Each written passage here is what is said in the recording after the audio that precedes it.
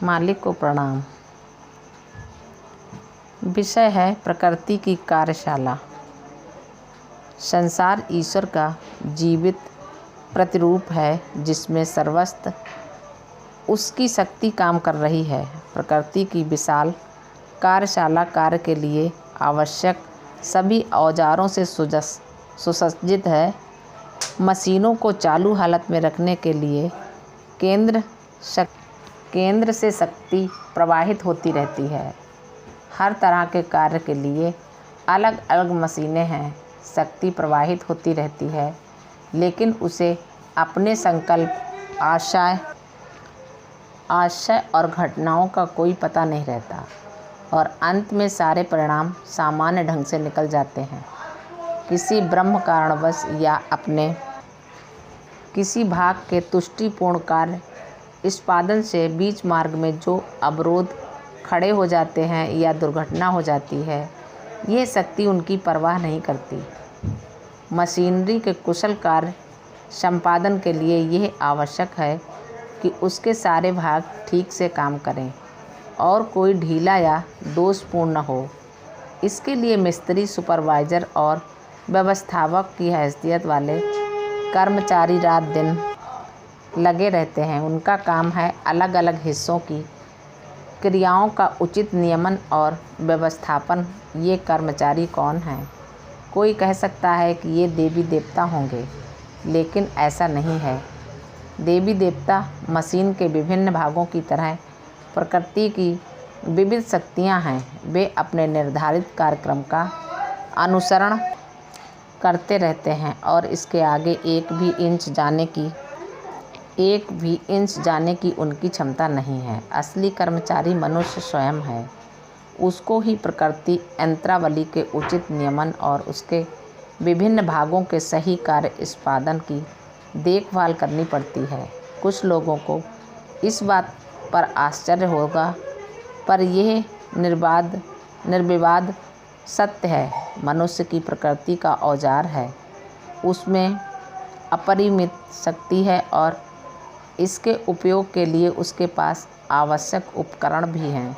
ये अद्भुत उपकरण और कुछ न होकर हमारा मन है। पूजा का पात्र समझे जाने वाले देवी देवताओं के पास भी मन नहीं होता। हाँ, पशुओं के पास मन होता है, लेकिन वह भिन्न प्रकृति का होता है।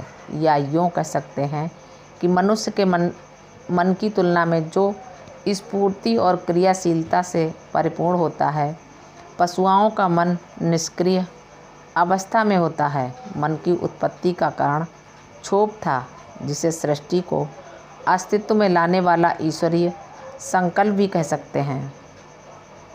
मानव मन की ऐसी प्रकृति होने के बाद नकली महात्माओं के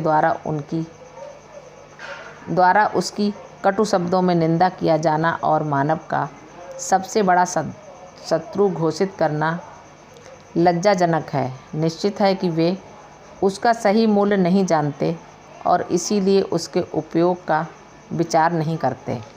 वस्तुतः चीज़ों को क्रियाशील बनाने के लिए यही एकमात्र औजार है। यही वह दिव्य शक्ति है जो क्षोभ के रूप में नीचे उतरी थी। लघु रूप में इसी शक्ति ने मनुष्य की नन्ही सृष्टि को साकार किया है। हर चीज़ के मूल में यही शक्ति कार्यरत है। आखिर ये शक्ति है किसकी? ईश्वर की या मनुष्य की? निश्चय ही यह शक्ति मनुष्य की है, क्योंकि ईश्वर के पास मन नहीं होता। यदि ईश्वर के पास मन होता तो वह भी संस्कारों के अधीन होता। इसलिए यह स्पष्ट है कि मानवीय मन ही मूल में काम करता है। आज मानवीय मन की बुराइयों के बारे में हमें बहुत कुछ सुनने को मिलता है, लेकिन ये उसकी वर्तमान अधोगति की अवस्था के कारण है। वस्तुतः हमने मन को इतना बिगाड़ डाला है कि उसकी यथार्थ प्रकृति भी ही लुप्त हो गई है और वह हमारे लिए परेशानी का कारण बन गया है। प्रकृति की मशीनरी में कुशलतापूर्ण कार्य निष्पादन की जगह वह केवल अवरोध या बाधा का काम कर रहा है। इस तरह यह स्पष्ट है कि मन, जिसे सामान्यतः सारी बुराइयों का कारण समझा जाता है, ठीक से संभाले जाने पर इसका एकमात्र इलाज भी है। लगभग सारा संसार ये मानता है कि संसार की अधोगति पूरी हो जाने पर संतों, पैगंबरों और अवतारों के रूप में कोई विशिष्ट व्यक्ति मानव मन की बहकी हुई प्रवृत्ति को इसके बुरे प्रभाव से मुक्त करने के लिए धरती पर अवतार लेता है। प्रकृति का कार्य मानवीय रूप में प्रकट होने वाले किसी विशिष्ट व्यक्तित्व की सत्ता के माध्यम से ही हो सकता है, क्योंकि उसी के पास मन होता है जो चीज़ों को सक्रिय बनाने का एकमात्र औजार है। लेकिन उसके पास जो मन होता है वह विशुद्ध क्षोभ के रूप में होने के कारण दिव्य रूप से शक्तिशाली होता है। वस्तुतः मन और माया ये दो ही चीज़ें हैं जिन पर प्रकृति की यंत्रावली का सारा कार्य संपादन निर्भर करता है। लेकिन नौसिखिए लोग इन्हीं दोनों चीज़ों का माखौल बनाते हैं। उन्हें यह नहीं मालूम कि यही दो चीज़ें हमें दिव्यता तक पहुंचाने के योग्य बनाती हैं। वास्तव में मानवीय सत्ता के एक छोर पर मन है और दूसरे छोर पर माया। दोनों साथ मिलकर असलियत के महासागर के किनारे तक की हमारी यात्रा में बेड़े का काम करते हैं। लोग मेरे मुख से महासागर की बात सुनकर आश्चर्य कर सकते हैं, क्योंकि अब तक हर एक से यथार्थता के विचार में निमग्न रहने को प्रेरित किया गया है। शास्त्रों में भी इस बिंदु पर पर्याप्त स्पष्टीकरण नहीं मिलता। असलियत को एक प्रदेश के रूप में चित्रित किया जा सकता है, जिससे होकर मनुष्य को अपनी यात्रा के दौरान गुजरना पड़ता है। दूसरे किनारे पर उतरने के बाद भी हमारी यात्रा जारी रहती है। कितनी दूर तक इसका ठीक ठाक निर्धारण नहीं किया जा सकता। किनारा शब्द हमारे मन में एक विस्तृत प्रदेश का ख्याल पैदा करता है, जिसकी ये सीमा रेखा है। यह प्रदेश कहाँ तक फैला हुआ है, यह कल्पनातीत है।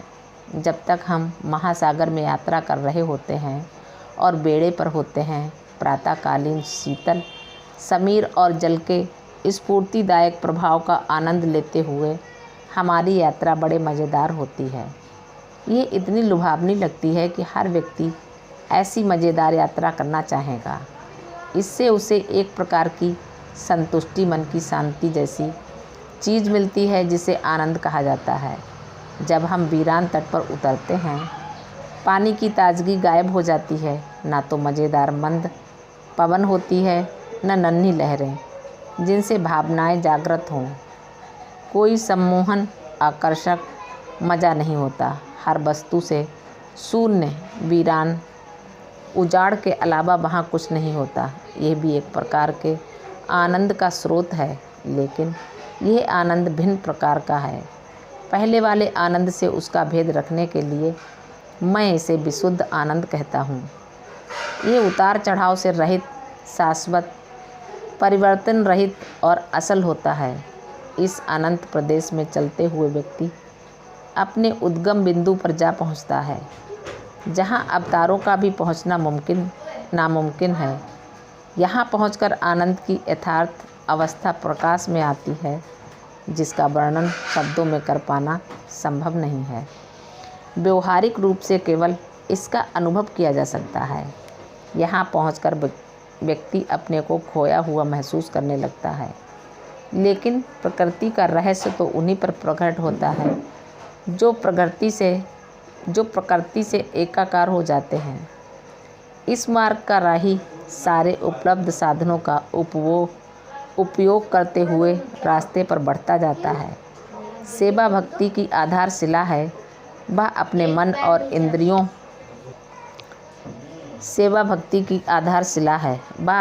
और इंद्रियों की सेवा में लगा देता है।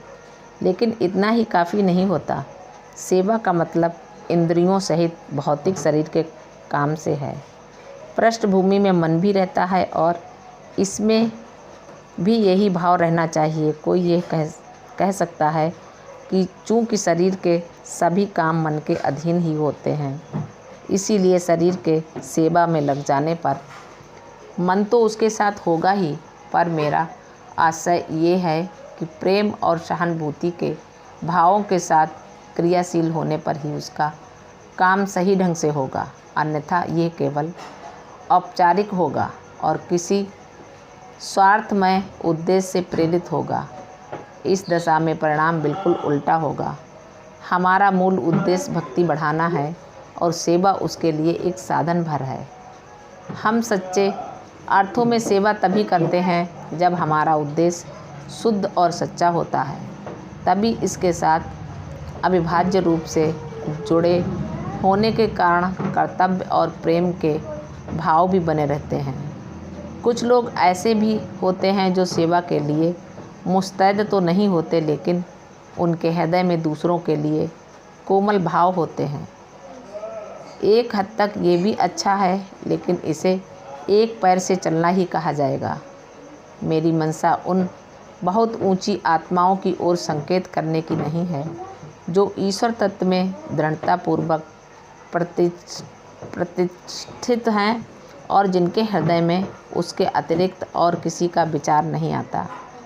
ऐसी आत्माएं तो सचमुच बहुत दुर्लभ हैं और कर्तव्य भाव से उनके लिए कुछ भी अनकिया नहीं रहता। उनका हृदय प्रेम की तीव्रता से सदैव भीगा रहता है, हालांकि उन्हें इसका भान भी नहीं होता। क्या करना है और क्या नहीं, यह निश्चय करने की स्थिति में वे नहीं होते। इस चरम अवस्था को प्राप्त करने के बाद उन्हें भी सेवा के लिए लौटना पड़ता है, लेकिन थोड़े भिन्न ढंग से। उस समय उनकी सेवाएं सबोध ज्ञान से परे होती हैं और सेवा का भाव भी उनके मन में नहीं रहता। सारा काम स्वतः स्वयं प्रेरित बिना किसी विचार या प्रयास के होता है। इस उच्चतम अवस्था की प्राप्ति के लिए यह आवश्यक है कि अपने हृदय की आवाज़ मूलाधार पर सुनाई पड़े। लेकिन यह कैसे हो? सीधा उत्तर है, यथासंभव नज़दीकी हासिल करके। यह कैसे प्राप्त हो? इसके लिए अभ्यास के अलावा और कोई रास्ता नहीं है। अभ्यास से दृढ़तापूर्वक जुड़ने का तात्पर्य है अनंत से जुड़ना, या उससे जुड़ना जिसने अनंत से जुड़कर पूर्णता की अवस्था प्राप्त कर ली हो। इस तरह जुड़ जाने का मतलब है कि उस विशिष्ट व्यक्ति ने आपको अपने हृदय के अंदर रख लिया है। उसके अंदर गहरे जाने का मतलब है कि आपने परम सत्ता की ओर जाने का रास्ता पकड़ लिया है। समर्पण शब्द का यही आशय है और समग्र पूर्णता पाने का यही एकमात्र सुनिश्चित साधन है। जब तक किसी काम को करते हुए उसे करने का हम बोध रहता है, काम करने का इसे सही ढंग नहीं कहा जा सकता। हम समर्पण से दूर होते हैं क्योंकि इसमें अहं की भावना बनी रहती है। समर्पण में अहंकार की भावना समाप्त हो जाती है। ऐसी अवस्था में हर बात मौके के अनुसार बिना किसी विचार के स्वतः होती रहती है, लेकिन इस संबंध में हमें सावधानी भी बरतनी होती है। किसी ऐसे के आगे समर्पण जो अपेक्षित योग्यता वाला ना हो या पूर्णता की अंतिम सीमा तक न पहुंचा हो, सारे चरम उद्देश्य की प्राप्ति में बाधक हो सकता है। साथ ही ये निश्चय करना भी कि कोई ऐसा है या नहीं बहुत कठिन है। वस्तुतः ये हमारे संस्कारों और उससे निर्मित भाग्य पर निर्भर है। हाँ, इसमें प्रार्थना भी हमारी सहायता कर सकती है, क्योंकि इसी से हम प्रकृति की लहरों में खिंचाव पैदा कर सकते हैं। इसकी प्रतिक्रिया स्वतः ही होगी और समाधान स्वतः आएगा।